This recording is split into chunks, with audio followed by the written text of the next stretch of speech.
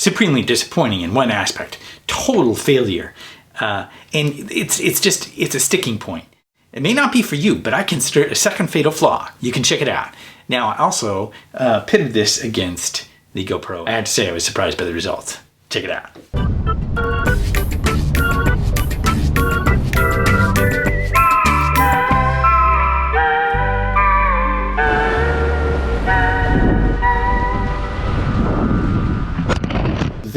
Okay, so I've got proof for all of this, okay? And you can decide for yourself, obviously. But I consider it a pretty fatal flaw. And think of it as, the first thing is, the fatal flaw is the face tracking. It doesn't track. It doesn't track the way it should at all. I'll show you in a bit. But the other part of it is, I was so surprised by the GoPro. The GoPro, actually, with the audio and the visuals, I thought it was better. So, first, let me show you the tracking and why I think this is a fatal flaw. Check this out. I mean, I'm walking along, right, and it tracks initially, and then it loses me. It loses me real easy. And one of the things I figured out was, if I turn my head at all, just a little bit, boom, face tracking is gone. I have a solution for this, and I'll test out some active track and show you that in another video. But for now, check this out. Here it is, some face tracking, so you can see what's going on. I did some tests here and there. Figured out if you turn your head at all, like if I go like that, oh, it lost me. Oh no, it didn't lose me. Huh. I don't know. It's not too impressive. I can lose it pretty easily. Boom, I lost it. Subject's lost. Wow. Wow. Whoa, see? It lost me again.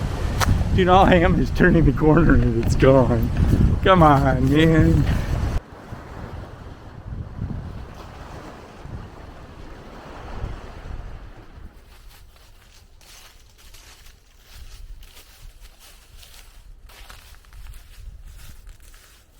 Overall, kind of a disappointment. Kind of a real disappointment. Hoping that the fixes work, because if they do, it'd be great, because it's very cute. Very cute. Obviously, active track and face track are two different things. Now, if you have face track, how's it working out for you? Are you experiencing any issues? I'm thinking that maybe there'll be a software update that makes it a little bit better, or maybe my device is actually defective. I don't know. Okay, now we've got the GoPro vlogging test, right? And this is funny because I'm out there in the wind, okay? Lots of wind, and really, you can see for yourself and decide which one is better. Here it is. Just testing between the two, how each one does. If I could, I'd have them both together. What if I could do that? And you get a more accurate test.